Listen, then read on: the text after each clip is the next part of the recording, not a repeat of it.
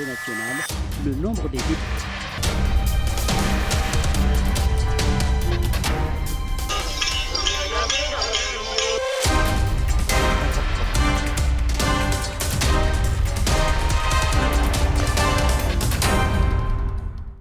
Ravi de vous retrouver sur les antennes de la RTS2. Bienvenue pour ce nouveau numéro de votre magazine Midi Actu. Voici le sommaire de ce jeudi. Le nombre des députés.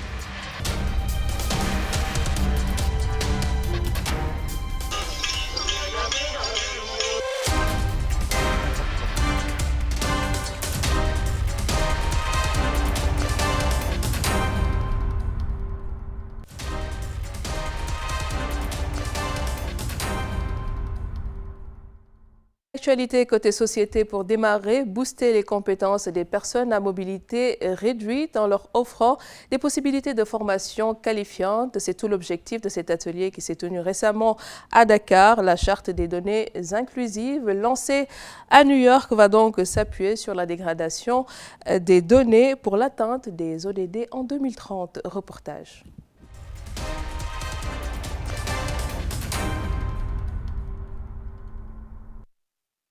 Cette rencontre de 2 jours pour booster les compétences des personnes handicapées est un pas en avant pour le succès final du futur rapport national de suivi des objectifs de développement durable. Un tel rapport implique l'avis de tous et le CONGAD de concert avec l'ONG Side Savers outille les personnes handicapées. On est en détail dans la lutte contre la pauvreté et l'égalité des chances. Au Sénégal, c'est justement d'atteindre cet objectif-là. D'abord les capacités afin de pouvoir les aider à matérialiser des idées qui puissent générer des revenus, qui puissent les aider à gérer leur famille. On ne peut pas gérer une famille, on ne peut pas générer des revenus sans pour autant qu'on ait au préalable des formations minimales qui te contextualisent dans un pays, dans une région, dans une localité. Et ensuite maintenant qui te donnent la possibilité de dire quelle est mon identité par rapport à tout ce qui se passe en termes de politique publique. Par voie de conséquence, maintenant, ça aide fondamentalement à ce que les gens ayant ces capacités-là puissent aller effectivement être dynamiques dans le champ de la production, dans le champ des prestations de services. Nous essayons d'amener le gouvernement du Sénégal à s'engager comme champion pour la désagrégation des données. Je vous rappelle que la charte des données inclusives a été lancée récemment à New York en juillet 2018 et beaucoup de pays comme le Ghana se sont déjà engagés. Et la désagrégation des données constitue pour nous la solution. Il faudra mesurer les indicateurs pour nous rendre compte effectivement de la prise en compte, je me répète, de cette cible qu'est les personnes handicapées qui doivent participer pleinement et de façon active dans la vie de la société. Au final, ce groupe de travail constitué ici à travers cet atelier fera un pas important et décisif pour les succès futurs de la mise en œuvre de l'agenda 2030 au Sénégal.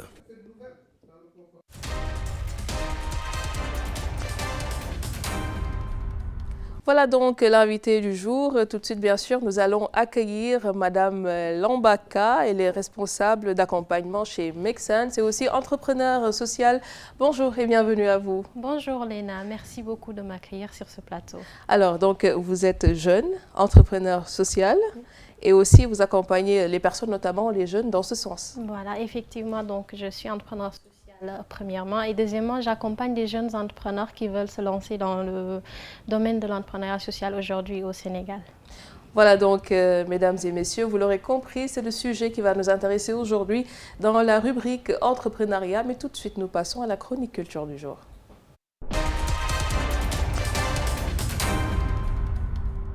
Côté culture, Ouakam accueille actuellement l'exposition Ponctuation, un rendez-vous artistique donc dédié à la peinture, à la photographie, mais aussi à la sculpture. Un reportage signé Maïmounassi. Maximum 1 mois entre la réflexion et de poser l'idée. Et comme on est sur une période électorale assez, entre parenthèses, tendue, comme une parenthèse, ce qui est plus important aujourd'hui au Sénégal, il faut le dire, c'est les élections présidentielles. Donc je pense que cela se ressent même sur le calendrier culturel sénégalais. À mon humble avis, mon Ponctuation, c'est une alerte. Une alerte. Vu mes œuvres aussi, c'est une alerte. Parce que ça dénonce la problématique de l'environnement, les problèmes d'écologie et tout ça. Je travaille sur la pollution aussi l'accumulation des déchets plastiques avec les composants.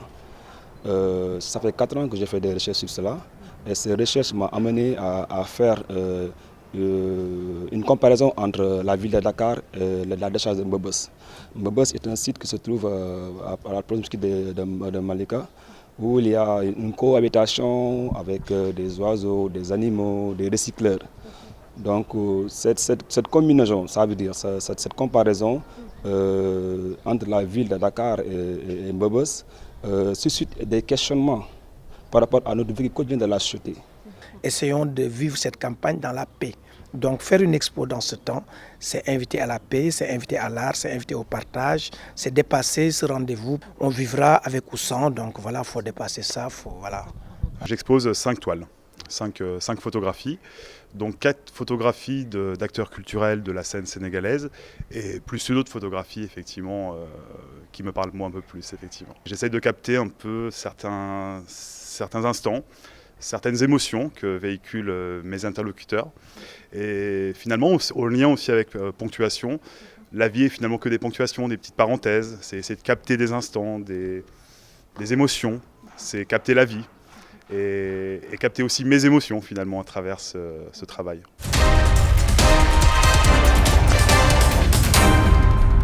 Voilà donc une exposition, un point de rencontre de différents arts. On a bien sûr l'art plastique, sculpture, peinture et aussi la photographie.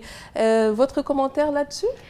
Je pense que c'est un reportage très intéressant parce que tout simplement ça nous permet un peu de nous détacher de ce contexte des élections présidentielles qui aujourd'hui font toute l'actualité du pays et j'en sens bien que les arts apaisent les cœurs, donc c'est très intéressant les arts. Les arts apaisent les cœurs, donc est-ce que ça sous-entend que vous êtes aussi passionné d'art? Ben oui, j'adore les arts, j'adore me promener dans les musées, aller faire des visites et essayer d'oublier un peu le stress quotidien. J'imagine. Ouais. Nous passons à la chronique entrepreneuriat de ce jour.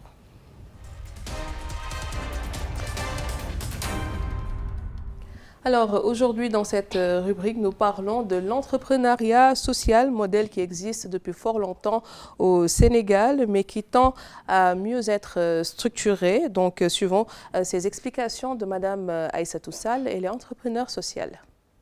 L'entrepreneuriat social existe depuis longtemps au Sénégal.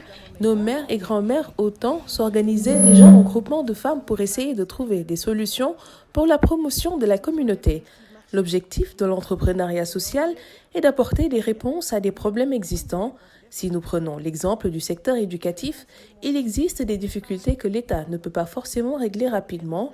Donc nous, en tant qu'entrepreneurs sociaux, nous apportons des solutions pour aider les élèves.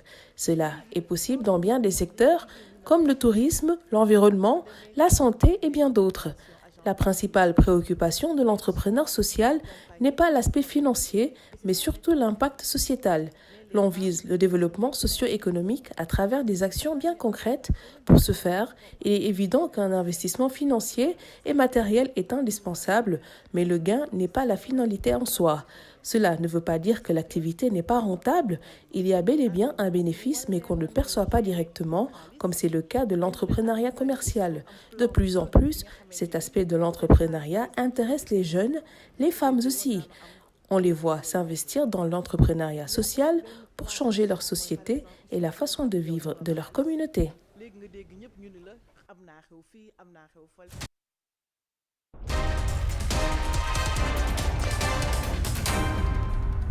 Alors, Madame K, on vient de voir cet élément de Madame Aïssatou Sall, qui est une de vos collaboratrices, il me semble. Oui. Est-ce qu'on peut revenir sur une définition un peu résumée de ce qu'est l'entrepreneuriat social?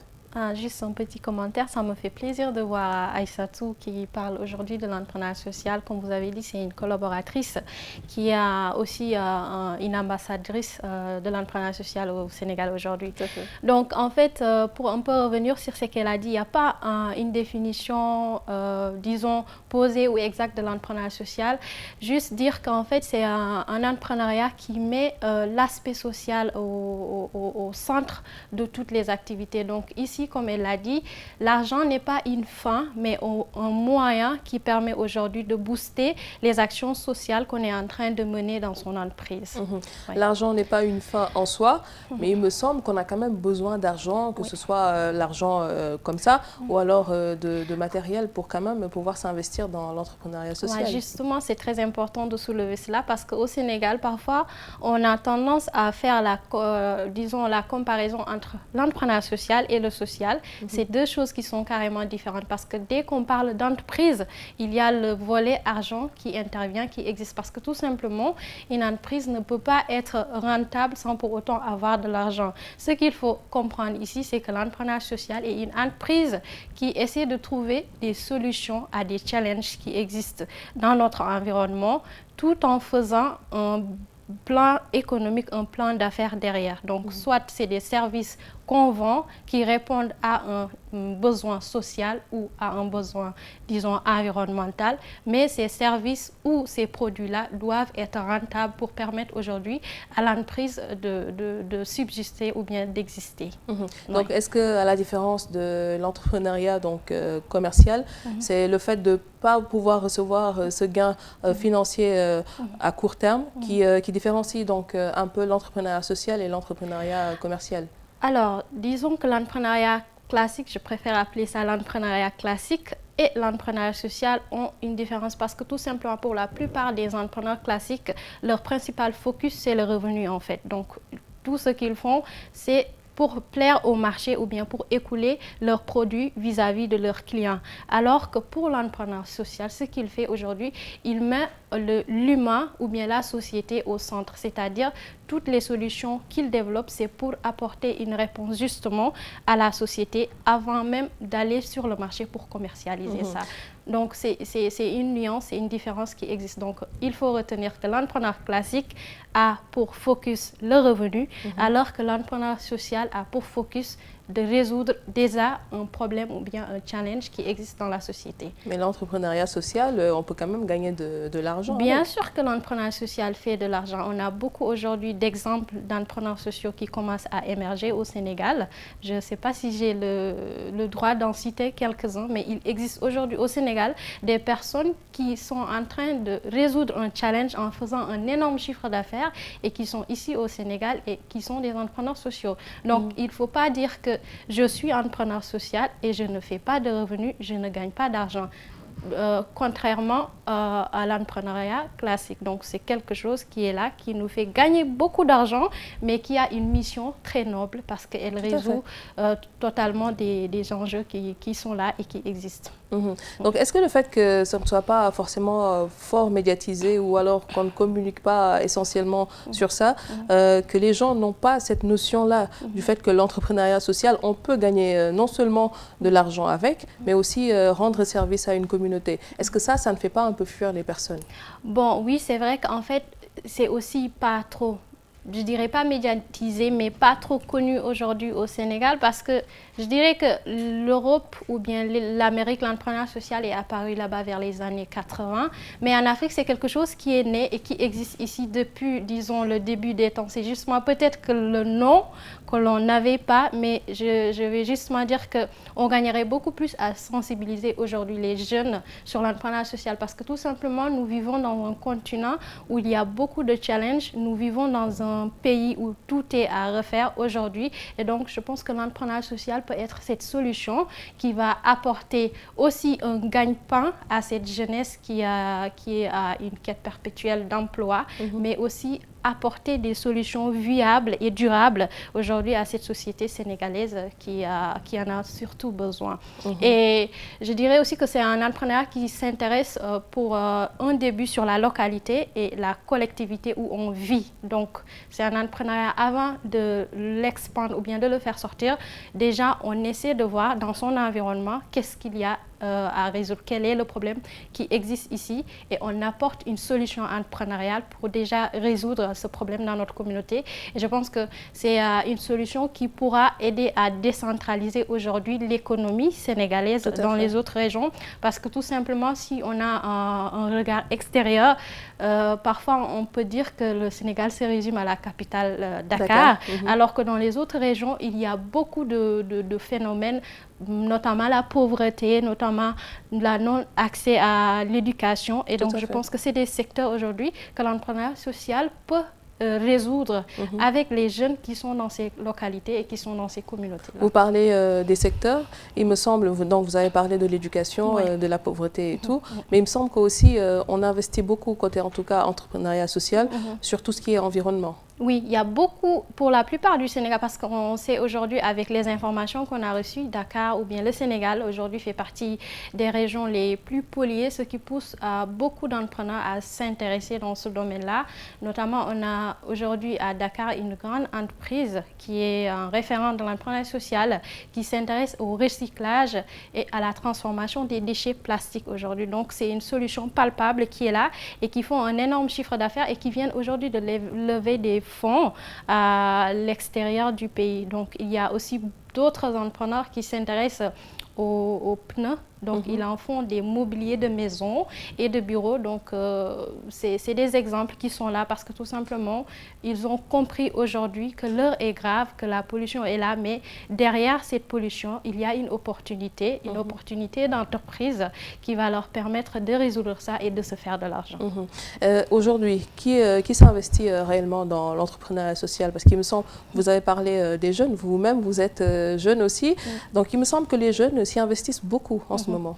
Oui, les jeunes s'y investissent beaucoup parce qu'ils ont compris aujourd'hui le message, je dirais, Léna. Parce que tout simplement, moi, je vois l'entrepreneuriat social comme le métier de demain. Parce qu'avec l'avènement de l'intelligence artificielle, on voit que les machines aujourd'hui sont capables de tout faire. Mais quelle est aujourd'hui la place de l'humain dans ce monde qui est en perpétuelle mutation? Et je pense qu'aujourd'hui, c'est l'entrepreneuriat social qui va être la réponse ou bien la riposte des êtres humains par rapport à ces machines qui sont là. Et donc, ces jeunes-là qui sont en quête d'éducation ont compris le message fort et sont à l'écoute de leurs pairs, c'est-à-dire de leur communauté, pour créer aujourd'hui des solutions qui vont résoudre aujourd'hui tous les challenges qui existent dans nos pays. Donc je pense que les jeunes et surtout aussi les femmes, parce que quoi qu'on puisse dire, hein, les femmes sont, disons, des personnes dotées d'une intelligence très grande. Elles sont vecteurs de développement voilà, aussi. donc elles sont vecteurs de développement et elles ont aussi compris aujourd'hui le message qu'il faut entreprendre, mais entreprendre en prenant en compte son environnement, en prenant en compte sa société, en prenant en compte sa communauté. Donc, vous avez parlé de développement, en tout cas de la société, mais il me semble aussi, en tout cas pour un jeune par exemple qui n'a pas forcément de compétences, mais qui voit que dans ce secteur-là, on peut investir et que ça peut apporter quelque chose de positif pour la communauté. Donc là aussi, il me semble qu'il y a ce côté développement personnel. Alors, donc je dirais qu'on n'a pas aujourd'hui, on n'a pas besoin de beaucoup trop d'éducation ou bien d'expérience qu'on va aller chercher ailleurs. Parce que comme je disais, avec l'intelligence artificielle, les ordinateurs, l'Internet, on peut avoir l'information ou bien l'éducation ou bien le renseignement dont on a besoin sur son milieu. Maintenant, ce qui reste à faire, c'est de sortir, comme on dit aux entrepreneurs, de sa zone de confort, aller à la rencontre de ses collaborateurs, de son environnement pour comprendre quel est aujourd'hui leur besoin, quel est aujourd'hui le challenge auquel ils sont en train de faire face et de créer une solution et de l'apporter à ces personnes. Et justement, c'est là qu'intervient nous, accompagnateurs, nous, personnes qui gérons des incubateurs qui ont aussi cette expérience ou bien cette capacité à comprendre le besoin de l'entrepreneur pour enfin lui apporter tout ce dont il a besoin pour bien mener ses activités. Est-ce qu'il y a un statut juridique qui existe au Sénégal? Alors, donc je dirais que ça, c'est la grande question parce que je trouve que c'est dommage. Aujourd'hui, au Sénégal, il n'y a pas beaucoup trop d'avancées sur cet aspect juridique aujourd'hui de l'entrepreneuriat social. Beaucoup d'entreprises sociales qui sont ici sont sur des aspects associatifs ou des mutuelles. Donc, à ma connaissance, il n'y a pas exactement un aspect juridique de l'entrepreneuriat social aujourd'hui qui existe au Sénégal.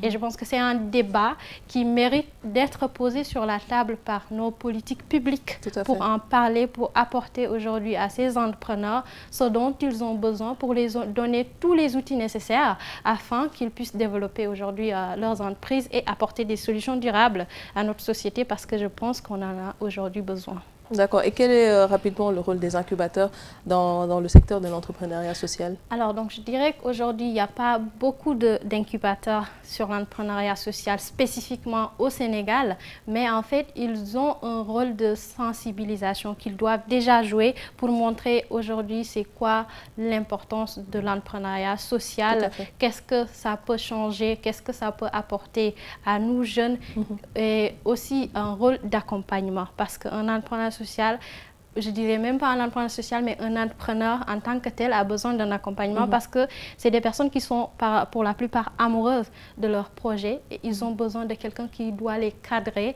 et les outiller afin qu'ils puissent faire aujourd'hui leur travail dans les règles de l'art. Très bien.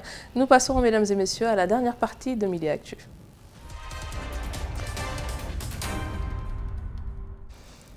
Alors, il était une grande figure de la mode depuis au moins 25 ans, couturier et directeur artistique de la maison Chanel. Celui qu'on appelait le Kaiser a marqué donc son époque par ses créations et son style légendaire. Bien sûr, je veux nommer Karl Lagerfeld qui nous a quittés ce mardi, suivant cet élément de nos confrères de France 24.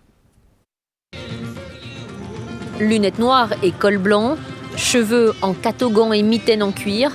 Avec une telle silhouette, difficile de rater Karl Lagerfeld. Une vie dédiée à la mode, plus qu'une passion, sa raison de vivre. Si on pourrait remonter ça un petit peu là, quitte à mettre un morceau de mousseline. Quelques millimètres.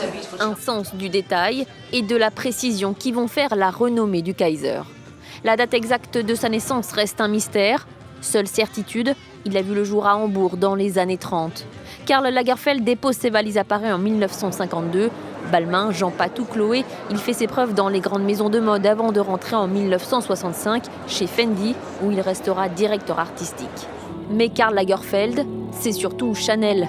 1983, il prend la tête de la maison de mode tombée en désuétude. Très vite, la marque aux deux C entrelacées devient la référence mondiale du luxe.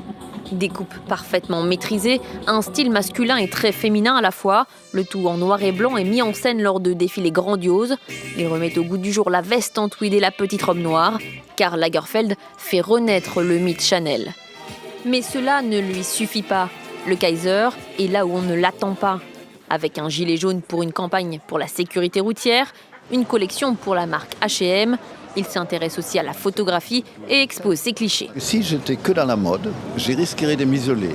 Or, pour la créativité, dans n'importe quel métier, la chose la pire, c'est la tour d'ivoire. En faisant la photo, même la photo de mode et la publicité que j'adore, je reste dans la mouvance de la mode, des gens de la mode. Je ne vois pas que mon propre horizon.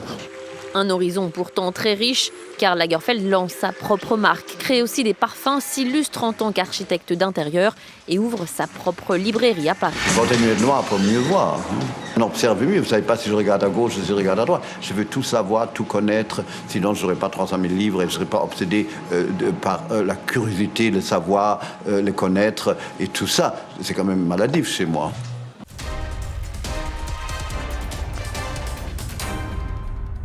Alors, Lamba, Karl Lagerfeld qui nous quitte, une grande perte pour le monde de la mode. Ouais, une très grosse perte pour le monde de la mode aujourd'hui, donc ça a été dommage. Mais bon, il nous a laissé aussi un héritage parce que tout simplement, ce qui m'a le plus marqué sur ce reportage, c'est le fait qu'il a repris Chanel quand c'était en train de mourir et il en a fait quelque chose. Donc ça, c'est un legacy, comme on dit en anglais, et c'est très intéressant. Oui, il nous a laissé un héritage, ou en tout cas, il a laissé son héritage à son chat, donc nommé Choupette avec la complicité de Del Malik. Choupette qui aujourd'hui fait le buzz sur Internet, qui est multimilliardaire. Ben oui, ça c'est l'actualité depuis hier qui a accompagné la mort de Karl. Donc c'est un phénomène qu'on ne connaît pas au Sénégal. Donc c'est un chat multimilliardaire. Ouais. Ouais. Donc voilà, c'était là Choupette, la seule héritière de Karl Lagerfeld qui hérite de ses milliards. Donc c'est la fin pratiquement de Midi Actu Lambaka. Une recommandation, en tout cas des recommandations à l'endroit des jeunes entrepreneurs? Alors, donc, je dirais à ces jeunes, vous avez votre idée, n'ayez pas peur de la partager. Allez voir les incubateurs, ils ont les solutions, ils ont les outils pour vous accompagner à faire de vos idées quelque chose et à laisser un héritage pour vos jeunes frères qui vont venir demain. Merci beaucoup d'avoir accepté cette invitation. C'était donc Madame Lambaka, chargée d'accompagnement à Make Sense et aussi entrepreneur social. C'est la fin également de ce numéro de Midi Actu. Juste remercier celle qui m'a habillée aujourd'hui. Elle s'appelle Coty Couture. Elle se trouve à la SICAP Dieuppeul 3. Son numéro de téléphone 77 658 18 96. Midi Actu revient lundi prochain à partir de 12h. On se quitte avec la météo du jour. Au revoir.